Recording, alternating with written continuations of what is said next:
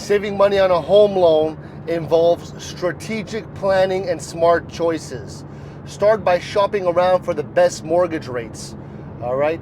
Now, different lenders offer varying rates and terms, so comparing options can lead to significant savings.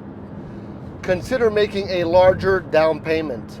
This reduces the amount that you have to borrow, potentially lowering your monthly payments and eliminating private mortgage insurance, PMI.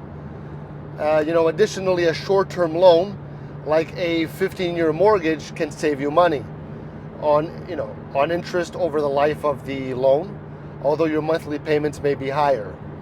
Looking into a low interest rate can also be beneficial. Rates can fluctuate, and you got to find a favorable rate. So if possible, try to improve your credit before securing a loan. Higher score qualities for better interest rates. Now, refinancing your loan later when rates drop or your financial situation improves leads to further savings. Finally, be mindful of any additional fees that's associated with the account. You don't want to have negative balances.